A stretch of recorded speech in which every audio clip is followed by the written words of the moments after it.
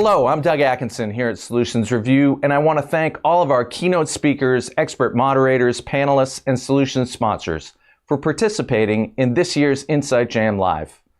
This has been a big year with the launch of the InsightJam.com community site and the amazing growth of the Insight Jam YouTube channel, which now has over 500,000 subscribers. Much of this success is tied directly to the video events, podcasts, and panel discussions we have been producing, and none of that would be possible without the thoughtful participation of the many IT professionals who are generously sharing their expert insights for this latest jam. We are building Insight Jam to be a place to celebrate enterprise technology with best practices, expert analysis, and solution showcases. And we want all of you to join us there to keep the jam going into the new year and beyond.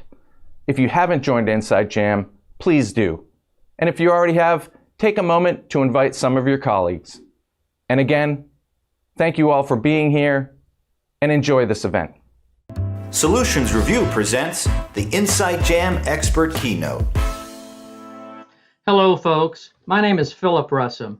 I'm an independent industry analyst covering data and analytics, and I've been an analyst for decades, and I've been covering data and analytics with some of the major industry analyst firms. For example, I've worked for Gartner, Forrester, Giga Information Group, the Hurwitz Group, and also for years I was a research director with a company called the Data Warehousing Institute. So I have a lot of experience in data warehousing, as well as a wide variety of data management and analytic technologies. And that's the kind of thing I want to talk about today, and in particular, this idea in your mind that the data management requirements for analytic data in the service of AI, well, that's way trickier than you thought. For example, even if you have a lot of data experience, you will find that when you start doing artificial intelligence, especially if it's driven by machine learning, that it's going to be a different kind of data management. And that's what I'm talking about today.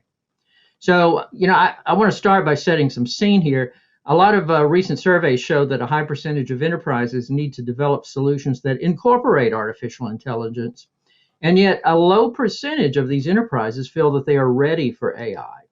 The same studies show that data is an area of low readiness. The data itself is not ready for AI. In addition, I personally suspect that a lot of organizations are likewise unprepared for techniques closely related to AI, such as generative AI, general purpose AI. That's what I've been using for years for predictive analytics. Things like machine learning, large language models, and other forms of advanced analytics, predictive, statistical, single view type analytics. So, I think a lot of organizations need to rethink a lot of their data strategies in general as they prepare more specifically for artificial intelligence. And so I don't think organizations should make a beeline straight to artificial intelligence and specific forms of it, like generative AI or agentive AI.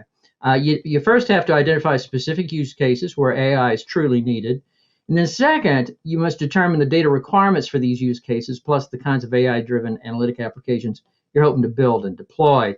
And that's the rub. You see, managing data specifically for AI and other advanced analytics, it's way trickier than you thought, and hence the title of this presentation. Even if you've managed data for older forms, like maybe you've done data for statistical analysis, online analytic processing, or OLAP, reporting, etc., you'll find it's really quite different. So today I'm going to point out a lot of those differences, and that's the whole point of my presentation. I'm going to help you sort out a lot of the details of data management specifically for artificial intelligence. And so,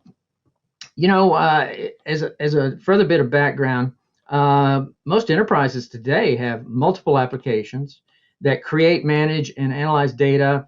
And a lot of these are the usual three-letter acronyms like ERP, CRM, Salesforce automation, call center apps. I'm thinking of so-called operational applications. So on the analytics side of the enterprise, you've also got a bunch of different analytic applications things in place already. You may not have moved up to AI, but you may have older forms of analytics there. Everybody's got business reporting, and business reporting has moved on to really the more recent generation of it through management dashboards and so forth. So a lot of organizations have that stuff in place. They just need to make some changes to get ready for AI. In which use cases do you truly need artificial intelligence? And which of these use cases could you use, older, simpler, and cheaper forms of analytics? For examples, if we look at a lot of older analytic applications, they have what is sometimes called narrow intelligence, in that there's some intelligence built into the analytic applications, but really the intelligence is just designed to answer a well-known list of questions bounded within a very specific domain, a business domain like customers or products, partners, supply chain, etc. For example, among the products that my company sells, I'm sort of speaking in your voice, which is the best match or has the best probability for sales success, right? Because if you got salespeople or call center people talking to customers, you want to try and cross-sell them, upsell them into other tools, other products that you have. If they are prospects, you're trying to find the best product to sell to them. So a lot of narrow intelligence will help you find the best product to recommend to customers. And in fact, a lot of recommendation engines really aren't that sophisticated. They're really just picking stuff off of a short list of options based on what little bit of information the application has picked up from your current interaction with the customer or somebody else. Also note, older approaches to decision automation will be based on decision trees and decision chains. I'm bringing that up because a lot of the intelligence we want built into a variety of applications, whether they're operational or analytic, it's to help people make decisions, like that salesperson deciding which product to recommend. A lot of applications will have the facts and entities programmed into them so that people can make what I think of as micro decisions. And a lot of data is established in hierarchical data structures, and programmings help the users to branch through the hierarchy of these things. So these are sometimes called business rules that are programmed into the applications. And the real point I'm making here is that a lot of old-fashioned decision tree-based solutions, solutions that are based on business rules, they actually work pretty well for like the call center example I gave, sales examples that I gave. And so for a lot of this stuff, you have to wonder, do I really need artificial intelligence for those? Where do you need AI? Well, I've talked about the narrow intelligence of a lot of existing applications. So let's look at AI. See, a modern AI-based automation is much broader, it's more flexible, so that it can handle a wide range of analytic and decision-making situations as they come up. And in fact, automation based on AI is now enabled in some tools and platforms to handle new and unusual scenarios, not just the few that it was originally designed, trained, and optimized for. Hence, if you need to automate very simple decisions involving a very short list of questions and a list of well-known answers, then many types of older, more vintage software automation will work for you. However, if you want a decision technology that can adapt quickly to new situations and reach very broadly for answers, and even deliver very complex answers, then you probably need an AI-based solution. So a lot of it is a matter of degree. The older stuff, so simple, you really didn't need heavy technology. For the new kinds of automations we're hoping for, where the automation looks more and more like human beings, then you probably need AI. So why are the data requirements for, say, generative AI and predictive AI, why are those different? That's something that I get asked a lot. The new thing, generative, artificial intelligence, it's a relatively new form, and unlike its predecessors, it can actually create new content, it can create new products, it can create new data products by extrapolating from any training data or production data that is handed. So generative is artificial intelligence. It's called generative because it's generating a fairly complex product to give you. And later I'll give you examples of those. AI is not new, so the older forms of AI, which we sometimes call general AI, right? They're made for a lot of stuff. They tend to help computers and machines to simulate human learning, human comprehension, human problem solving, decision making, creativity, autonomy, and so forth. So we're seeing a lot of applications and devices equipped with AI today. That's from your smartphone to things that have had AI for a long time, like robotics and manufacturing, right? And so these things can understand and respond to human language. So general AI, as I mentioned to it, comes in, you find it in a lot of forms. For example, a lot of customer service chatbots, BOTS, are based on general AI. A A lot of voice assistants like Apple's Siri, Amazon's Alexa, a lot of recommendation engines like the ones that are found in Google environments, on streaming services like Netflix and Spotify. They're using AI, probably other technology too. A lot of times the solution may be a mix of really modern AI technology and the older business rules technology that I mentioned earlier. Self-driving cars, they're in the news a lot, and, it's kind of mixed success so far, but, the providers of those will work it all out, and pretty soon self-driving cars will be common, and they are driven by AI. I got a friend who's a lawyer.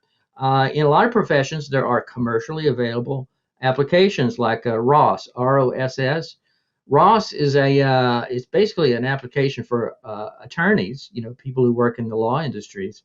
ROSS can mine data from about 1 billion text documents, analyze the content of those, and then provide precise responses to very complex questions, and do so in a matter of seconds. So as you know, a lot of law firms, when they're making a case, they have to do a lot of research. So ROSS is an AI-driven research tool for them. I mentioned Google earlier. Think about Google search. Nowadays, when you get a list of responses from Google search, there will be the heading AI overview. Oh yeah, the overview there is generated by AI algorithms. So there's one that you see every day. I know many of you have tried this web-based tool called ChatGTP. So there's a lot of AI stuff being built on generative pre-trained transformers, GPTs. This kind of technology is consistently able to emulate general human intelligence, largely generating a product that's human language text. For example, you can get really great textual summaries of lots of documents. You can also ask it to do your writing for you, and a lot of high school and college kids have been caught getting ChatGTP to do their homework. I personally I have seen some interesting failures. A friend of mine is a magician, and he was gonna perform, and the people who were putting on the performance, they needed a biography of him. So they asked ChatGTP to create a biography of my magician friend, and the biography was actually really good until the last sentence. And see, ChatGTP confused my friend with a known felon. And so the biography ended with, unfortunately, Riesling so-and-so was arrested and is now serving time for the crime of X. So you can't, if you're going to use ChatGTP, you got to check the results. You can't always trust it. One of my hobbies is music. I've used ChatGTP to generate song lyrics. They're not very good song lyrics. You can ask it to generate in the song lyrics in the style of, say, Elton John or Billy Joel. And you can see that the chat thing has actually stolen phrases from their lyrics. But I have to say, ChatGTP, it can think of metaphors that I never would have thought of. It can think of rhymes that I never would have thought of. And so I pull those valuable bits from the output and throw the rest of it away. Other examples of generative AI, there's an application called Databots, Dadabots, and it's an AI algorithm that when you give it a bunch of audio recordings of music, it can generate new music in the same style as whatever music you fed to it. And so, a lot of the examples I gave earlier was dealing with human language text. Well, generative AI is progressively used for other types of data, even unstructured data types like audio. Video's a hot one. Some of the movie studios today are actually creating movies with AI. That the movies look just like live action movies. They're very convincing, but there were no cameras, no live action involved there. Now, let's not forget, AI is also showing up in the data management tools that many of you use. If you're using data integration and data quality tools, metadata tools, nowadays those have a lot of automation that help you as a developer to be more productive, right? So a lot of the stuff that's generated automatically for you as you work and suggested to you as a kind of high-tech recommendation engine, a lot of that is based on AI today. So you get the idea. A lot of really exciting, fascinating applications for AI, and the kind of data inputs for all those vary a lot. Hence today's talk about the diverse data management for AI and so forth. Now, let me just sort of very quickly hit a bunch of other points. We got the background down at this point. So I want to say I need to tell you that certain types of data cleansing, data quality routines, certain types of data transformation, like you would do with an ETL tool, certain types of these things are good for analytic data and its quality. Other types may actually be problematic. So, for example, and this is a huge problem in analytics of all kinds, not just AI. For example, if you have data that has a lot of anomalies, data points that seem way out of acceptable parameters, maybe they're just simply numbers that are too big or too small for the reality, for the business process from which they came. And if you go stripping out anomalies or correcting them to pull them into acceptable parameters, you may be actually losing something that's valuable for analytic purposes. For example, if you have customer data and there's a lot of anomalies, you better look at the anomalies because sometimes they're just bogus. It's bad data. But other times you'll see that, wow, these financial numbers, they're way out of parameters. Oh, that's because we now have a new customer segment that is richer. So the numbers about their household income is much higher than we usually deal with. And that's why it looks anomalous. And that's a good thing. You typically want to have richer customers. Another similar situation, you may see that the average spend per customer has gone way up. You may think that's an anomaly, but it could well be that certain customers of certain profiles are just spending a lot more money. So be careful with things like data cleansing that strips out anomalies. That might actually degrade your analytic capabilities there. Another one would be non-standard data. If you end up with data that's non-standard, and we typically want to standardize data as we prepare it for reporting and types of analytics. But non-standard data sometimes can be a tip-off to fraud. For example, people who don't know your systems, they don't know your data standards. So if they're planting fraudulent transactions and things of that nature, if they're altering existing ones, they may screw up the data standards, and that can be a tip-off to fraud.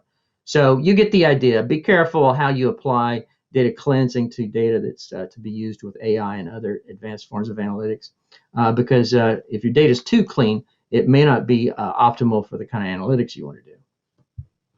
Okay, here's another idea. This has to do with bias in data sets. And I have to say right up front, there's bad kind of biases, and people talk about those a lot. There's also good kind of biases, and sometimes you want to bias the data sets that are going into the machine learning, which is then going into the creation of an analytic model via AI. So, the old adage, garbage in, garbage out. Well, with artificial intelligence, really, it's more like the kind of data you put in is going to deeply affect the kind of data product you get out.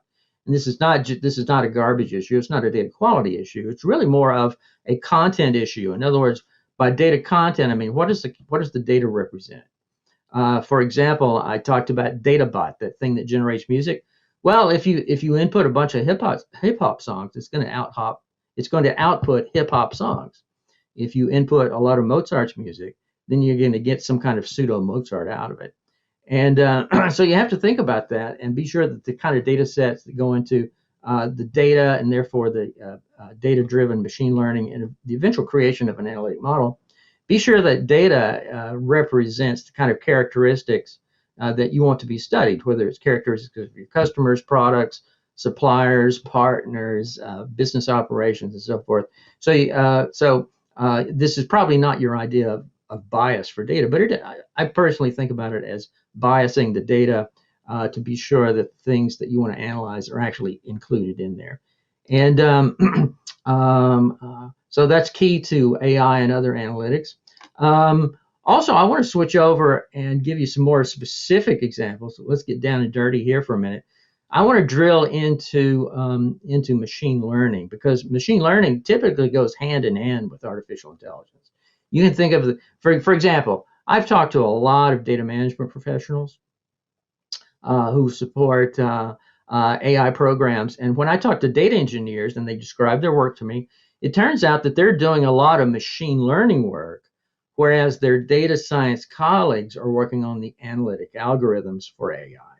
Right? So the two definitely go together, even when there's two different team members who have the specialties for each of them.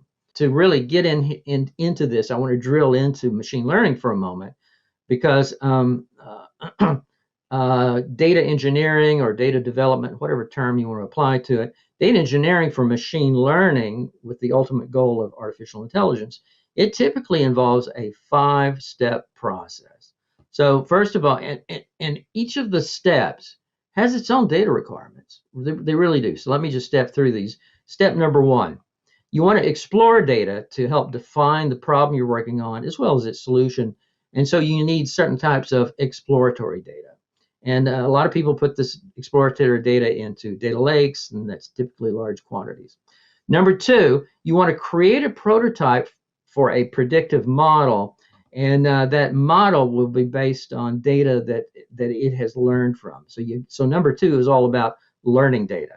Number 3, once you've selected a model and you want to tune its parameters and start to refine it a little better, and that's what's typically called training data, because these models are generated from the actual data we're feeding to it.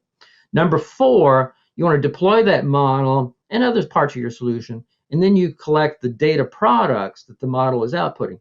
I mean, that's what the model is built for. It's producing data products like data sets, different types of data structures, data collections.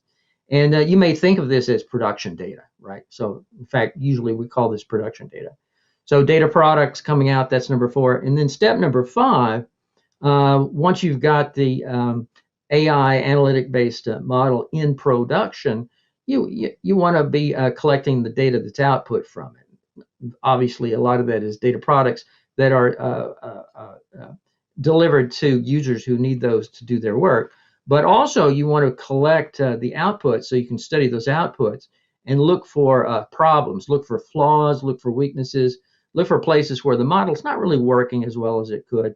And then you want to retrain the model to improve it. By this point, you'll probably figure out, well, there are some situations that the model adapts to, others it doesn't. So you want to retrain the model that way. So you need some kind of retraining data. So you get the idea. Machine learning itself is 5 different sets of data requirements for collecting and managing data. And so machine learning is a great example of just one part of AI that has this complex arrangement of data requirements. Now, I was talking there about step number 5 was studying the output from AI-created analytic models and retraining them and improving them. And so I want to talk about that just for a moment because, the term for that is drift. We see that a production data model will drift away from its original concept, tuning, or predictive accuracy. It's best to regularly monitor model inputs and outputs, and then periodically retrain the model via machine learning to assure its continuous improvement, its continued relevance, its accuracy, and adoption to change via learning, right? So the technical term there is drift, and then also there's CI/CD, constant integration and constant development. So with the data side, and especially the model generation for AI-based analytics, you're typically you're typically correcting for drift very periodically. And so CI/CD is a technique for doing really fast updates and of production systems and getting them pushed into production. So that kind of thing, which comes really from operational applications, it's found its way into data science because correcting for drift is such a big deal. Hey, let's talk about LLM, large language models. Earlier I described how we use data and tools to generate large data models for analytics. And from my examples, you can see that a lot of large language models are multi-domain in the fact that, if you want to look at, if you want to analyze customers, but you also want to look at them from their financial viewpoint, their geography, if you want to, sort of equate some of their characteristics with your products, well, then you need data from all 4 of those domains that I just mentioned. And so that helps to exacerbate a problem. The LLMs tend to be very large, multi-terabytes. Some of them break the petabyte scale. I found people who have LLMs with a multi-petabyte size.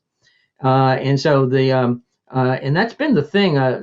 The current best practice is to go with very large language models. because they tend to be very comprehensive, have the most information, and enable what most people want to do, which is multi-domain, multi-dimensional analytics. And so here's just some ideas to consider. For example, if you know you need an LLM of a certain type, then consider a third-party LLM. In other words, one that you didn't make, that some company that specializes in data are making it. So, a lot of the third-party data providers today offer a lot of their data sets as large language models. And especially a lot of these do specialize in consumer information. So if you need a very broad consumer-oriented LLM, a third-party one's probably something you should at least look into, and it might actually fulfill all your needs. Now, a lot of times people look at the third-party LLMs and they go, "Well, there's a lot of information there. I'm going to use that, but I've got some of my own personal unique needs here, so I'm going to build a smaller LLM." So what some people end up with is homegrown LLM and third-party LLM. And to make those coordinate with each other, we have this new technology called Retrieval Augmented Generation, or RAG. And RAG is there specifically to help you coordinate multiple large language models. And then finally, the very large LLM is the norm today, but there's a new trend that's just emerged. A lot of people are figuring out, you know what? Now that I understand AI, now that I understand LLM and RAG and so on, I now see that I don't need anywhere near as much information shoehorned into the LLM as I thought I did. And so the trend is toward what's called small language models, right? And so, especially if you're looking for consultants to help you with this, and if you're new to LLM, you really should think about consultants. Be sure you find consultants who also do SLMs, the small versions, right? So, and just in general, as you're selecting best practices, try to go for the smaller language models. Also, we're here to talk about data management for AI. You realize with the small language models, you typically have smaller data sets that are being generated and managed. So that does make the data management pieces of it a little bit better. Well, I'm moving toward the ending here. And in closing, I would like you to think about how the changes to data management that you're going to make for artificial intelligence, how they affect your larger enterprise data architectures. Here I'm shifting gears into data architecture. And when it comes to data architectures for AI, cloud storage is an obvious requirement for the kind of LLMs, the SLMs, the multiple forms of AI and other databases for advanced analytics that an increasing number of organizations need to do today. And cloud is an obvious choice because if you want to manage petabyte and if you want to manage terabyte and petabyte data sets, cloud storage is it has the scale, it has the speed, and sometimes it has a compelling price point. Cloud also, especially elastic clouds, are able to ramp up and provide resources for the heavy, intense compute requirements. I'm talking about data requirements. I mean, the CPU requirements for a lot of AI is hugely demanding as well. So cloud is good for that. Number two, I see a lot of cloud-based data lakes. And really, the data lake has arisen as the preferred storage and database technology for AI and other forms of advanced analytics. And so data lakes and variations like the data lakehouse, these have the speed and scale of cloud going for them. Plus, they are inherently multi-model approaches to data management, and that's necessary because, as I pointed out earlier, you've got a lot of different data types being managed for an AI environment.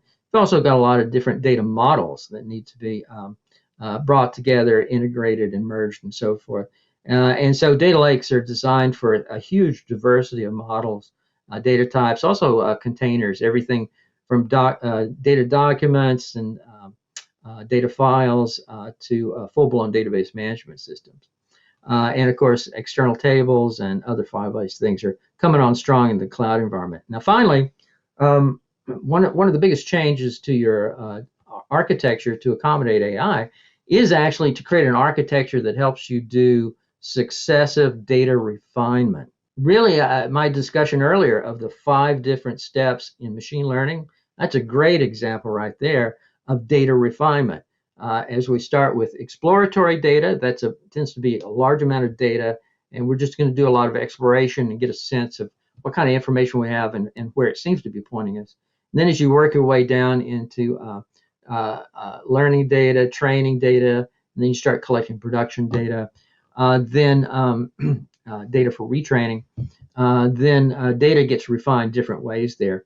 And so to deal with the successive layers of refinement that data is required for machine learning, you can actually borrow an older practice that does a lot of this. So you'll have to extend it. For example, there's a very established and very popular data refinement architecture called the medallion architecture, or the medallion lakehouse architecture.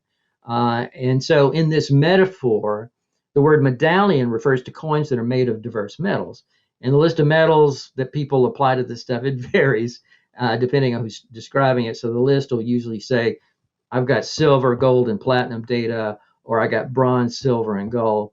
And so the gist of it is that you've got data of one type, quite often called bronze.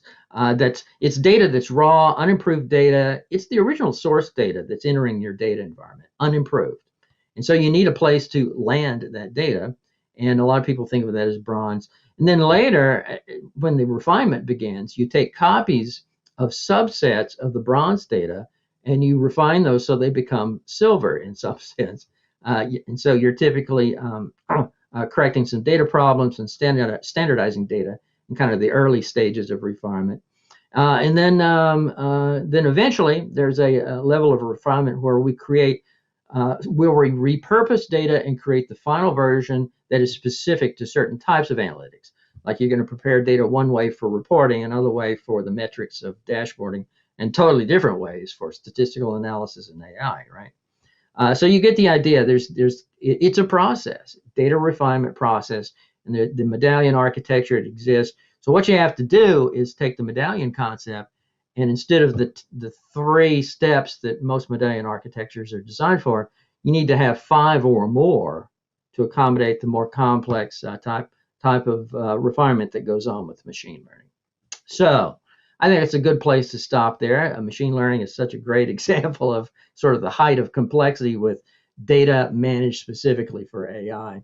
So again, my name is Philip Russum. I'm an independent industry analyst covering data and analytics. If you want to look for me, search for my name, Philip Russum, on LinkedIn, and I'd love to hear from you if you have something to say, you got questions for me. And of course, I do some consulting where I help people rework their data management solutions and their data architectures to accommodate the new and modern worlds of AI and other forms of advanced analytics. Thanks again. I'm Philip Russum. For video highlights, replays, and more, visit insightjam.com.